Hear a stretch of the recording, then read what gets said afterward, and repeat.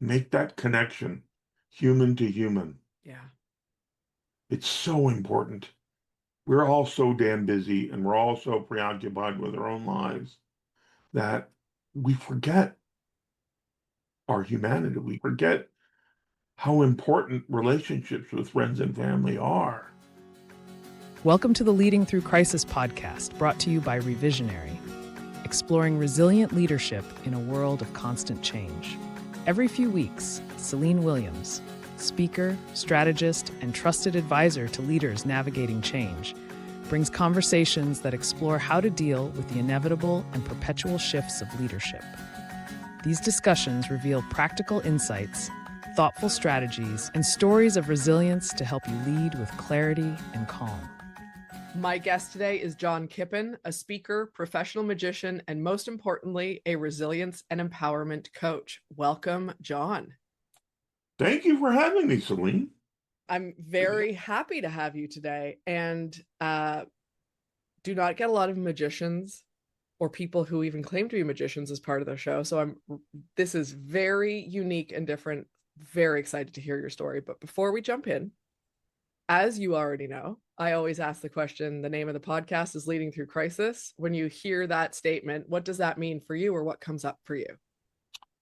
I've been a businessman all my life and I've dealt with crises in my professional career, but now I deal more with personal crises, working with people to build the resilience muscle. And after I thought about it, I realized that many of the same tools that I teach in my resilience and empowerment coaching program apply not just to overcoming adversity, but dealing with crisis. The biggest difference, of course, between the two is that crises tend to be shorter in length. You have a crisis, it takes a day, a week, a month to get over it, and then you go, phew, okay, back to normalcy. Whereas overcoming adversity can be a much longer process and require a lot more introspection and a lot more work to overcome adversity. Yep. I think that's a very good distinction. And I think often it's never just one crisis. Quite often, a crisis comes, we resolve it, we move through it, we lead through it, we process it, normalcy, whatever that is. And then there's another crisis. And then there's another crisis. So it's whether we're defining it as change, but it's different. Whereas adversity is the same thing that is deeper and deeper to resolve it. It's not surface level different every single time. That would be my perspective in what you said. I agree. It's all about mindset. You have a crisis come. Well, you can deal with it in a couple different ways.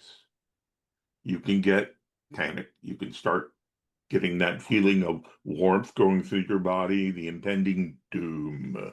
You've got echo, doom. Yep. We'll put some echo in just for fun. Okay, Why great, not? great, Yeah. great. Or you can look at it as an opportunity to show who you are, to show your skill set, to show what you're able to do to solve that problem. A crisis is just an opportunity to solve a problem. And the more experienced you are in doing that, the better you are able to handle that crisis and not let it affect you, not letting it stress you out, you know? I have a whole bunch of tools, which if you give me the time, I'll share a brief outline that I help my resilience clients with that kind of put overcoming adversity, building resilience, dealing with crisis in perspective. Some people are born with it. Some people aren't. Yeah. And it's how we rebound from the crisis or whatever the adversity is, how we pick ourselves up by the bootstraps, I don't think anyone really does, to be fair. yeah, right, right, right. How we, brush ourselves off and get up and move forward Yep. after the day is really the key, you know? Yeah. It is. There's a lot to be said for even for those who are born with let's call it a higher level, a more built-in ability to rebound, to dust themselves off, to whatever the case may be, there's still always opportunity for improvement, and there's opportunity to learn and grow and shorten the time of between that initial reaction. Because I go on about this all the time. Our initial reaction is our brain trying to keep us safe, whatever that first reaction is. We are Right. not in control of that, but we have to be able to recognize it and then do something productive with it, something that serves us ultimately. And the better we get at that, the faster we can identify it, the faster we can decide what to do. That's all the magic. So no matter where you are in the journey, you can always get better. It really comes down to self-confidence. Tell me more about that. Dealing with crisis and having that confidence to know that no matter what the challenge is, you have the skills to deal with them. I talk about emotional regulation, not panicking. You get that call that you dread, your boss calls you and says, okay, this is happening. We need to deal with it right away. It's time sensitive. Stop whatever you're doing. And you're like, take some deep breaths. Calm yourself down. Become centered. Do a little meditation. Whatever. Get the anxiety out of your system somehow so that you can, I always teach people a mantra. Everything's going to be okay. Mm-hmm. Everything's transitory. There's no crisis very few crises that are going to actually affect who you are. And, other than some medical crisis that, puts your health into danger, certainly. Just learning how to center yourself, relax, breathe, and clear your head is so important before you even can figure out what the next steps. You make yourself a to-do list. I got to do this and this and this. But before you can organize those thoughts, you need to calm yourself down. It's so important. You can't go to the next step before you're centered. Ain't Uh, that the truth? and and another thing that I talk about is talking out with people. In a business arrangement, I surround myself with people who are smarter than I am or more adept at other aspects of the business. So call a staff meeting and rally the troops. It's not just your crisis to solve. You get other people invested. Boy, you can do amazing things. Someone says, I have this idea, and they say the idea, and you're like, why didn't I think of that? That's perfect. Okay, you get to do that part. Just sharing the load of whatever that crisis is with a team is so important in everything you do, even in personal relationships or whatever, having a best friend or a parent or a counselor or a coach or a therapist that you can just call and say, okay, I'm dealing with this thing. It's driving me crazy. I need help making sense of it. Mm. Is just so crucial in dealing with any kind of crisis or adversity. Focus on what you can control yourself. So many things are out of our control. Yeah. Forget about them. We can't do anything about them.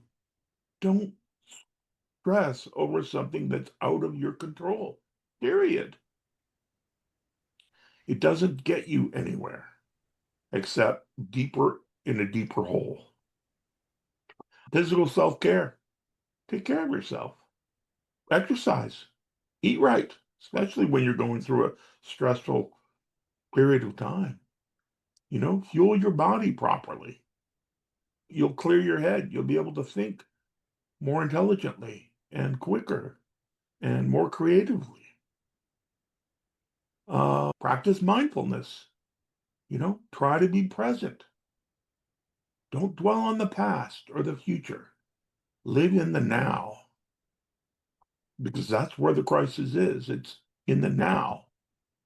And no matter what happened in the past that caused it, you've got a solution. You've got to come up with a solution to fix it now. In my book, which I'm going to show you guys a copy, at the end of this podcast, there will be a link that I will share for all of you to download a PDF version. This is the teaser part of the This is episode. the name of the book is Playing the Hand You Are Dealt. Being a gambler and a magician, I thought it was appropriate to name it that. And a little plug, one of my closest friends is Jamie Lee Curtis, and she wrote the foreword to the book. She's been a huge supporter of mine. That's another thing, surround yourself with people who love you and who support you and don't judge you. God, is that important? Yeah. You can't do it all by yourself. And you shouldn't expect to have to do that. I was a theater major in college. And I started out as the acting thing, and I realized that wasn't for me. And then I got into the technical side of theater, doing props and lighting and set design and so forth. And one of my fondest stories, I was hired as prop master for a children's touring show called Stone Soup. And my first prop that I had to create was this vintage-looking stand that would hold a pot of soup. And I remember being in the scene shop with all the raw materials, and I'm standing there staring at them, not taking action, not trying anything, frozen, completely frozen. I had no idea what to do. And my instructor, Jerry Abbott, this guy from Kentucky, wearing suspenders, always had a cigar hanging out of his mouth, with this thick Kentucky accent, said, "John, I didn't take you to raise. What are you doing, boy?" And I looked up at Jerry and said, "Jerry, I'm just having trouble getting started." And the first thing he said is, "John, get out of your freaking head. Try it. Try something. If it doesn't work, try something else. If that doesn't work, try something else. All right, take the 4 pieces of wood, put them together. All right, take this piece of rope, tie them around the top. Okay, hang a hook. Put more rope around the ends of the rope, ends of the sticks. Okay, you have a tripod. Get out of your head." At that point, I realized, wow, that wasn't so difficult after all. What was my preoccupation? So that I've developed and I help people come up with a positive trigger word. In my case, it's tripod. When I get to a challenge in my life that seems overwhelming, I say tripod to myself. And it's like magic. What it does is it brings back all of those feelings that you had when you accomplished whatever it was. In my case, building that tripod. And all of a sudden, you feel this wave of confidence. If you could do that, you could do anything. So many of us finally get the courage to take action, move forward, and try something. And we get on the other side of whatever that is. And how many of you said to yourself, "Hey, that wasn't so bad after all"? It's the fear of what happens if it doesn't work the first time. There is no failure. There's just education. And once you really understand that failure is just a mindset and it's an opportunity to be creative. That's really what it's all about in becoming a creative problem solver. So, grew up in Los Angeles in the San Fernando Valley, two great parents, both attorneys. They sent me to the best private school in town. I was a lifer. I was there from kindergarten through 12th grade. Had great friends. Was dating, just having a good time. And I started building a computer consulting company right out of college, and everything was going great. I bought a house, was in a good relationship, having the time of my life. Everything was going well.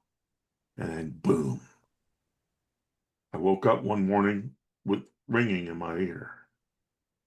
And that ringing turned to dizziness. And that dizziness became so bad that every standing and walking moment, I had to hold on. And after seeing numerous doctors, they finally found a ear, nose, and throat doctor that was part of my medical plan. We said, John, all right, we don't know what it is. Let's get an MRI. So then I had to deal with oh my God, I'm claustrophobic. I'm going to deal with the tube. Mm-hmm. And I found a way through that, you know. And I remember after the 45-minute MRI, going to the front desk and telling the receptionist, that set of films you just printed, how much for those films? And the receptionist said, no, no, no, John, no, those go to the radiologist. And the radiologist reads them and then writes a report. And in a few days, your doctor will have the report. And I said, no, no, no, no, no. You can always print a second copy for the radiologist. How much for that set of films right there? And she didn't know. So she called someone in the back office. They said $300. I pulled out my credit card and I bought those films. And I immediately drove to my ENT without an appointment. And I walked through the window, walked through the door, and fortunately, he saw me through the window and saw the expression on my face, and I held up the films, and he said, oh, come on. And he pulled out one of the films and put it up on the little light board, and the color drained from his face. And he said, John, I think I see something. And I don't exactly know what it is, but I'm going to make an appointment with you with a specialist in downtown LA at the ear clinic downtown. And I was able to get them to see you tomorrow. So take these films with you tomorrow and go and meet with this doctor, and you'll be in good hands, and God bless. And so I met my parents for lunch, and they wanted to know what had happened. And I said, the doctor saw something, and I'm going downtown and going to see what it's all about. And the mistake I made in that is, when you're going in for a serious conversation with a doctor, bring someone with you. Don't go by yourself. Because I remember sitting there on the examining bench, with the crinkling tissue paper under my butt. And the doctor comes in and looks at your MRI, and he calls in a neurosurgeon, and they look at the MRI and they chat for a minute. And it's like you're watching a movie, right? And then the neurosurgeon walks out, and the surgeon turns around and says, John, you have a 4.5 centimeter acoustic neuroma brain tumor. And the reason you're dizzy is it's displacing your brainstem and it's killing you. I've already called and arranged to move another patient, and you're getting operated on a week from today. It's going to be a 14 to 17-hour surgery. You're going to go permanently deaf in your left ear, and we're going to do our best to preserve your facial nerve. There's a chance that something's going to happen to your facial nerve and you'll be left with facial paralysis. And they left the room. No bedside manner, that doctor. Yeah. And now my brain is focusing on confusion. I couldn't remember one thing he said. Of course. Because I'm in shock. Yep. Doctors don't like you to record them for legality purposes. So bring someone with you who can take notes. So when you have that question, like, how long did he say the surgery was going to be? What was the recovery going to be like? They can go to their notes and say, oh, okay, so you said 14 to 16 hours. So you're not second guess yourself. You need that support system when going through any kind of medical thing. So anyway, fast forward the week, they're rolling me into surgery, lying naked on the table with a sheet over me. I get to the pre-op area. I remember the nurse saying, John, do you want us to shave your head before you're under or after? And I'm like, after, please. And she said, okay. And then all of a sudden, there's this doctor with a mask, of course, looking down at me. He said, John, my name is so and so. I'm your anesthesiologist. And my office just called me and told me that unfortunately, I'm not covered in your insurance plan. So here's a form I need you to sign saying that you will pay my bill, period. Now, of course, I was born to do attorneys. So I knew that that was signing under duress. So I knew that I would never have to pay that bill. So I gladly signed it because she had my life in her hands, Yeah. you know? Yeah. So they rolled me into surgery. The next thing I know, I'm waking up in surgical recovery. And it was like I was 30 meters deep in a pool, Mm. trying to get to the surface, trying to get to the surface. And I could hear these faint, John, John, of my parents calling my name. And finally, I came sort of to. And my dad was sitting on the side of the bed holding my hand. And I looked at his face, and he has this great smile. He was smiling. So then I looked around the room, and I was expecting to see my mom, but I didn't see her. So I asked her my glasses. And all of a sudden, at that point, I realized that my head was damaged. So I looked across the room, and my mom was standing there with this look of horror on her face. And what was going through her mind is, what did these butchers do to my poor son John's face? And I realized after many years of retrospection that that was the beginning of the loss of self-confidence. Mm. You know, my own mom was so surprised and just hurt by looking at my face. What were strangers going to think? That's the person who's supposed to love you unconditionally and never judge. And to see that look on my mom's face, man, it made an impression. Yeah. You know, and I didn't realize that. You know, I asked for her compact mirror, makeup compact, and I kind of looked and I was, oh. And then, you know, the doctor came in and I said, what's going on with my face? And he said, oh, be patient, John. When we closed, we just think that there's some swelling. As soon as the swelling goes down, the facial nerve will start working again. So I'm like, phew. But as you can see, 27 years later, it never came back. So owning an IT consulting company that I could do a lot of the work remotely and talk to people on the phone and so forth, I wasn't constantly being judged by my looks, Mm-hmm. you know? And I was able to function, I was able to do my job, but I didn't have joy. I was missing so many really fun events, you know, high school reunions, college get-togethers, any kind of relationship with friends. I was preoccupied with the way I looked and having to explain it. And, you know, and I turned to playing poker because at a poker table, no one cares what you look like. They just want your money. And then I started developing these friendships with these degenerate gamblers. And I'm like, that's not who I want to surround myself with. So as a kid, magic was my passion. And so I mustered the courage to join the Magic Castle, which is a private club for magicians and their friends and guests in Hollywood. And slowly but surely, I started performing a trick here, a trick there. And then I developed a 20-minute routine. And I could sit down at a table and have people come and sit down, and I would perform. And as I performed, you know, people were a little distracted by my face. Did he have Bell's palsy? Did he have a stroke? Whatever. And it led to them not enjoying and not being in the moment as much to enjoy the magic. So I start my show every time saying, hi guys, my name is John. I'm doing magic since I was a kid. But in 2002, I had a brain tumor. And when they cut out my head to get the brain tumor, they traumatized my facial nerve, hence the paralyzed face. But something happened to me when I was on the operating room table. I'm not sure what it was because I was unconscious.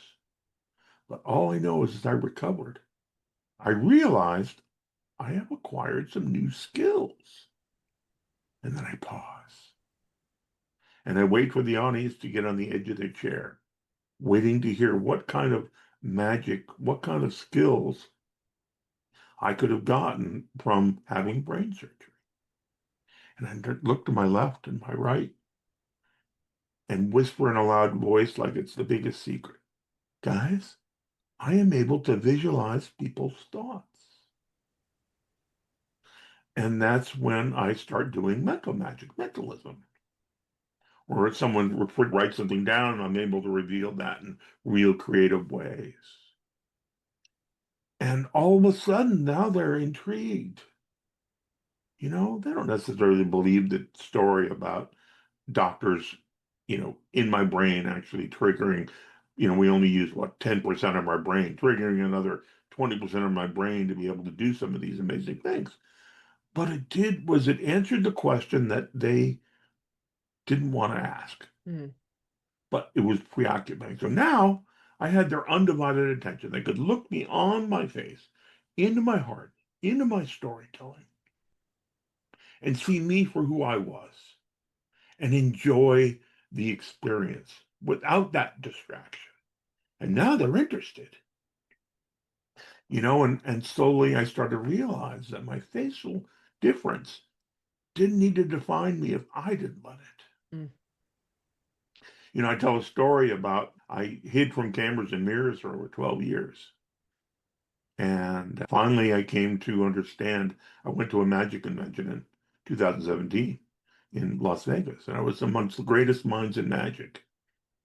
And I decided to muster the courage to take pictures with these great magicians. I got home and I uploaded them to my computer, and it dawned on me, if these great minds in magic had no trouble taking a picture with me, what was my problem? And that was really the mind shift. I stopped caring what other people thought. Funny story. So we get to the pandemic, and now we are forced to wear face masks. So now hiding your face becomes not only politically correct, but government mandated. And I had just spent 12, 13, 14 years learning how not to hide my damn face. So I found a company online and I sent them a picture of my mouth. And sure enough, they printed a picture of my mouth on my mask. And I would walk around with that mask. And strangers just would look at it and not understand. But people who knew me would look at it and do a double take. Without having to say a word, they were like, holy cow. John refuses to hide, even through a global pandemic. That's who I am. I live my life looking for opportunities to do something creative. I just do. Instead of asking for permission, I ask for forgiveness if someone doesn't like what I'm doing. And yes, that's bitten me in the butt a couple times, Of course. but it has given me opportunities. One of my proudest achievements when Alex Trebek came out on national television and talked to his fans, to the world, and said, guys, I have pancreatic cancer and I don't know what's going to happen. And I'm scared. But I know you care for me and you love for me, and I'm going to get through this. And hopefully I'll be back before you know it. That touched me really deeply. And I reached out to his family. I found his daughter, Nikki, and said, Nikki, I need to perform for your dad. I've had experiences in helping people go through life-changing medical conditions, cancer, facial paralysis, whatever. And giving your dad 30 minutes, 45 minutes, not having to think about his problem was the biggest gift I could give. And I remember after the show, Alex was sitting there as my assistant, and there's on my website, johnkippen.com, there are a couple of video clips of me performing for Alex. And it's interesting. He wanted to know how everything was done. That's how Alex's mind worked. So he was constantly, peeking and looking behind, and he didn't catch anything. But he was frustrated a couple times, and he even threatened to kick my butt if something happened, which. Mm-hmm. But afterwards, after the show, he and I went off to another room.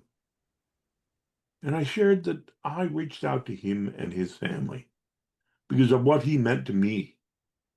You know, he one of these celebrities that's above reproach, unlike the Matt Lauers of the world. Someone we grew up with. We may not have watched Jeopardy every day at 7:30, but it was on in the kitchen. He was an idol of Mars. He was a mentor. He was so damn smart and so caring and so giving of his time. And I said, Alex, I don't know. I venture to say that people don't take the time to say thank you for that. And he started misting up. And he was like, yeah, no, no one ever says thank you for my life's work. And I said, I had a feeling. So let me be one of the few that takes the time to just say thank you for who you are and what you've contributed to the world. Just I would never have gotten that opportunity if I didn't seek it out. No one was going to seek me out and call me up and say, hey, will you perform for my dad's 75th birthday party? No, that would never have happened if I didn't just not take no for an answer and just do it. And those are some of our most cherished life experiences that fill our heart with joy and fill others' hearts with joy, that allow us to leave our mark in the world. You have a fascinating story, and I think it's a testament to resilience and building confidence and taking those risks, right? The asking for forgiveness rather than permission, whatever that looks like, and stepping into what you want. And it may not always happen, to your point. You've been bitten in the ass a few times, like we all have, but you don't know if you don't try. The Wayne Gretzky quote that is always said is, you miss all of the shots you don't take. Right. Right. And yeah, that's a well-known quote for a reason, because it is, if you don't try, it's never going to happen. It may not happen anyways, but if you don't try, it's definitely not going to happen. Yeah. So what's the risk? I imagine the work that you do, similar to what I do, is I'm often asking people, what's the worst thing that could happen if you try? What's the worst? And if you think about it, it's rarely, no one's going to die. You're not going to lose all your money. The worst is rarely that bad. That's why I try to remove the word try from my vocabulary. You try to remove the word try? I do. Thank you. Listen, I appreciate that. You caught me. You caught me. I strive to remove the word try, because try leaves open the potential for failure. And there is no failure. There's learning from an unexpected outcome. Yeah. And looking at it from every which way but loose and doing it again. Find another approach. So, I don't believe failure. Failure is a mindset. Failure is up here. I could not agree with that more. I am not a fan of the word try, but I'm more so not a fan of the idea of failure, because I think if we can shift our mindset from into anything that doesn't work, any mistake is an opportunity to learn, then we stop focusing on the failure and we stop thinking about trying, which is really just a way to not take responsibility or accountability and not actually take any action. Yeah. Because we say try. I tried when there was no action. You thought about it. You made a plan and then got scared and didn't do anything. Well, that's not trying. And let's just call it what it is. And it gives you an excuse to go back into your comfort zone. Absolutely. And don't we all love our comfort zones? We do. And they're called comfort zones for a reason. But growth doesn't come from your comfort zone. No. Nope. Growth It comes does. from going outside of your comfort zone. Even this far. Doesn't have to be a huge step. It can be a little step. Yeah. I imagine that's where a lot of the work around empowerment specifically that you do comes in, is how do you, whether it's identifying your comfort zone and stepping out of it, but also building that muscle to take those steps and Yeah. to find that empowerment, whatever that is for each individual, because it is different for all of us. As kids, we dream a lot and we imagine a lot. Perfect example, where you're with your parents, you're 5 or 6 or 7 years old, and they have some friends come over. And what happens? The friend says, "Hey, Céline, how are you? What do you want to be when you grow up?" And my answer was, "I don't know. I think I want to be a fireman." "No, I want to be policeman." "No, I want to be an astronaut."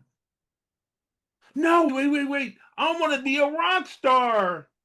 And then I would go into my room and I would get two sticks, two rulers, and I'd start drumming on stuff and playing my air guitar. And now I'm into this world of imagination and make believe and dreaming of what I could do with my life and where I could be and so forth. And then at some point in your life, you get comfortable and you stop dreaming and you settle for the status quo. And all right, you got enough money to put a roof over your head, and you're not struggling, you're not working paycheck to paycheck, and you're in a relationship, and you got kids, and so many friends of mine that I'll meet up with, and I say, "How's it going?" And their pat answer is, "Living the dream." Without stopping, I always say, "Yeah. But is it your dream or somebody else's you're living?" And every once in a while, you catch someone to the light bulb go off, and you see that light bulb moment. They're like, "Holy crap! I'm living my mom's dream. Mm-hmm. I'm living my partner's dream. I'm living my teacher's dream. I forgot what it was like to sit there and before you go to sleep, close your eyes and think about without any limitations. Who would you be? What would you be doing? What would bring you joy?" In my opinion, the meaning of life is to find as many moments filled with joy for you and people around you. That's the meaning of life, period. No matter if you're religious or whatever, you believe in heaven or hell or whatever, the time we have on earth should be measured in moments of joy. Because that's when you get to be yourself. That's when you get to share what makes you you, your passions in your life. When magic, and I would sit with people and I would make the magic about them and put them on the pedestal and focus completely and be present with them. They immediately would light up. I tell this story that one night I was at the Magic Castle looking for a group to do a show, and this woman was walking down the hallway. She was dressed in all baggy black clothes, wearing a hat that reminded me of a witch's hat. She was just looking at the ground as she was walking. And as she approached, I said, "Hi, how are you?" And she stopped and she gave me this look that said, just leave me the heck alone. And then continued walking downstairs to catch up with her friends. Well, I didn't take that as a reason to not catch up with them. So I caught up with the group and I said, hi guys, how are you? Having a good time? Oh yeah, this is amazing. I said, yeah, but have you seen any good close-up magic? And they were like, oh, come on.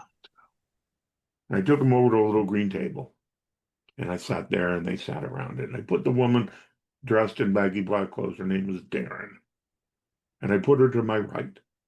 And I made every magical moment about her. My goal for that 30-minute performance was to get her to smile. Because I could tell she brought some baggage to the castle with her that night, was totally preoccupying, and she wasn't having a good time. So every magical moment I made about her, and all of a sudden she started sitting up straight. And she ditched that funny looking hat. And she started to smile, and her eyes started to dance. And I could tell the baggage was gone, at least for that moment in time. And I finished my show. And they applauded and so forth. And normally guests would applaud and tip me, not tip me, whatever, and they'd go on and move on. But these guys wanted more. So I shared the story with them about how I hid from cameras and mirrors for 12 years because I didn't like my face. And I was self-conscious about it. And I told them the story about going to that magic convention where all of a sudden it dawned on me that it was me who was keeping me from finding joy in life, that other people could care less, especially when they knew why your face was paralyzed. Judgments went out the window and they treated you like anybody else, and that's when she stood up and she motioned for me to stand. And I did. She gave me one of these hugs that you don't soon forget. It's like you haven't seen your brother in 30, 20 years, right? And she was holding on for dear life. And I'm enjoying it, but it was emotional. And what seemed like an eternity was probably only 2 minutes. She stood back and she was crying and she looked up and said, John, I need to share something with you. 4 years ago, I had a double mastectomy because I have the BRCA1 gene. And my mom, my aunt, and my sister all had their breasts proactively removed. And I was the last in the family to do that. And all of a sudden, I didn't want to be here. My friends had drugged me to this place. I wasn't up for it, but whatever. And then I met you and I started enjoying your magic. And all of a sudden, I realized that I was focusing on your cool magic and your storytelling and who you were. I realized I was having an amazing time. And then I heard your story about how you hid from cameras and mirrors for 12 years. And I just realized that I've been hiding too.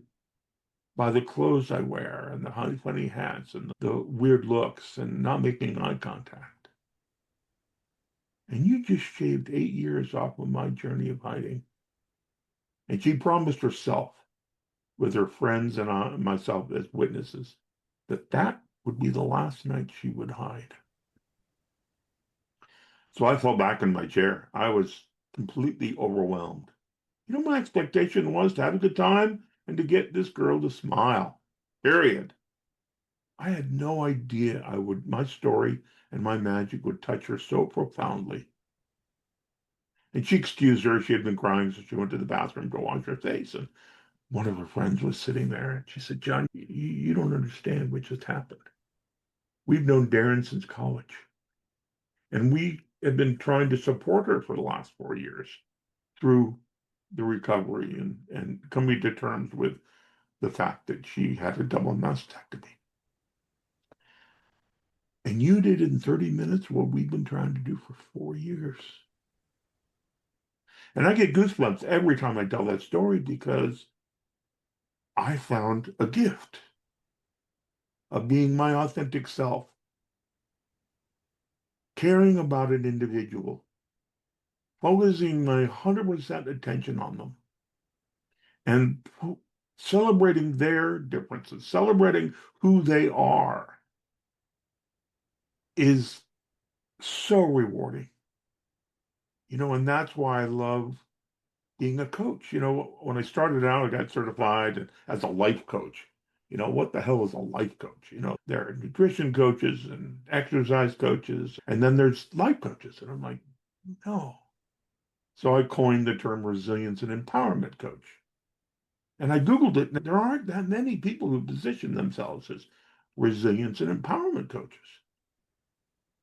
Through the study of my life and figuring out what makes me tick, how I became successful, how I became okay with my patient paralysis. I've engineered this program that helps people basically get out of their own damn way.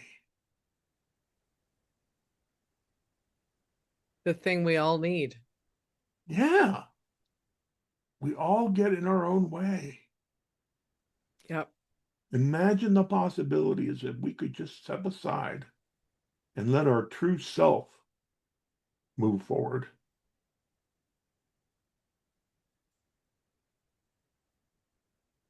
I mean, we could change the world.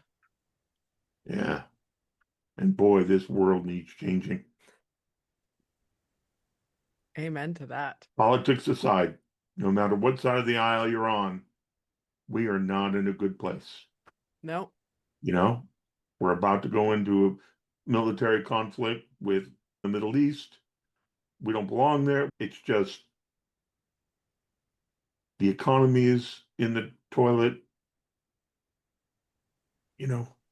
We can't trust our leaders. I'm not getting on a soapbox because I know some of your listeners have different opinions. Of course. And that's But fine. but I think no matter what side of the coin they're on, I think everyone recognizes that the world needs to change and that we want better outcomes for the world, whatever Yeah. that looks like.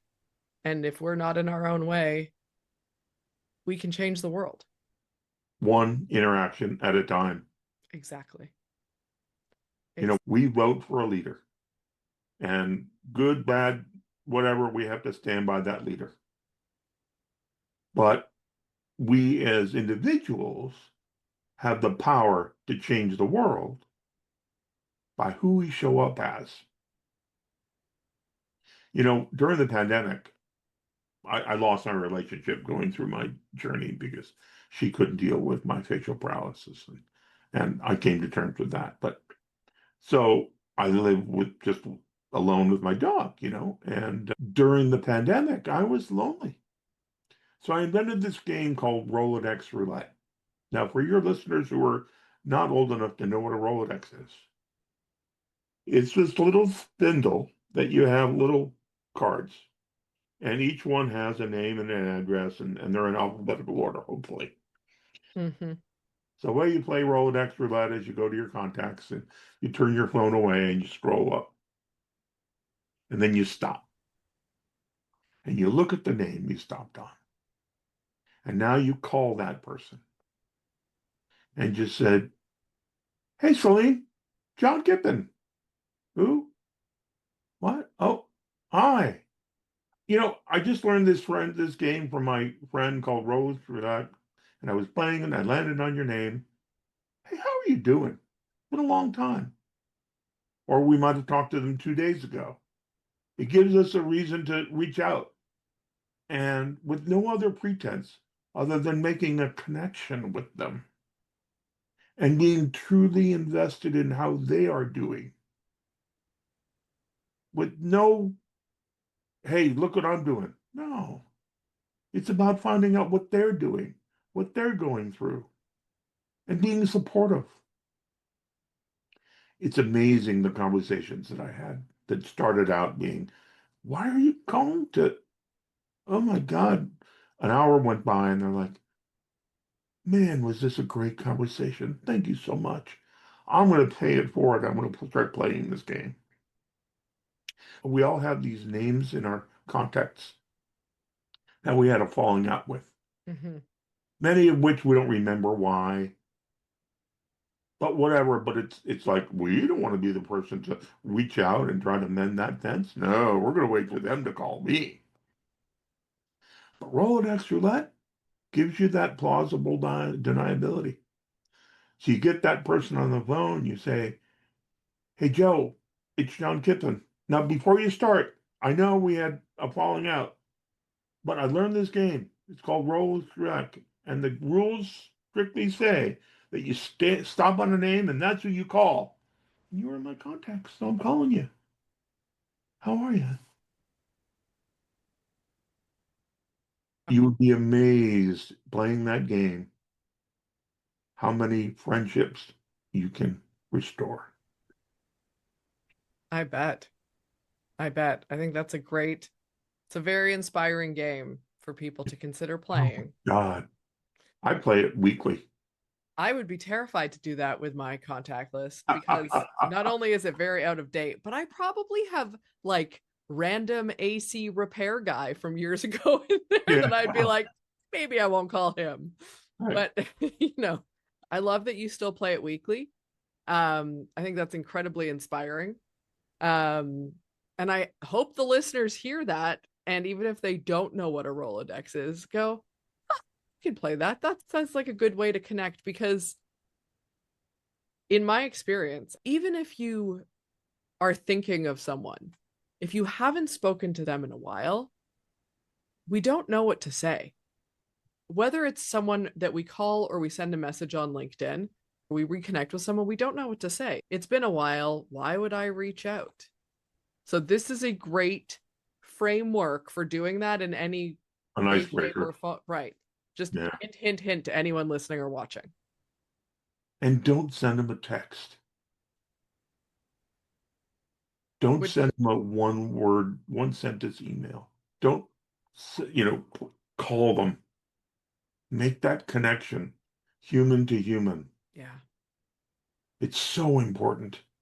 We're all so damn busy and we're all so preoccupied with our own lives that we forget our humanity. We forget how important relationships with friends and family are. You could talk to someone today and they could be dead tomorrow, you know? yeah, And there's, I believe, if someone crosses your mind, there might be a reason for that. I agree with that. There might be a reason why they need your support right at that moment. It's amazing how many conversations, "Oh my God, I was thinking about you too. I needed this. I so needed this." Of course. And it helps both of you. Connection is an incredible salve for so many things.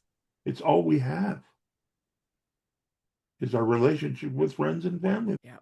Career doesn't matter, really. It's our relationships with people that truly fills your heart, fills your soul, Yeah. and brings you joy. Ain't that the truth? I want to thank you for sharing so much of your story and so many inspiring stories and dropping so much wisdom in our time together. I could keep talking to you, and I'm sure you have 1,000 more stories to tell. And you are an incredible storyteller. And so I really just want to thank you for Most all of of them that. are in this book. And the book has QR codes in it that you can, in the PDF version, you just click on them.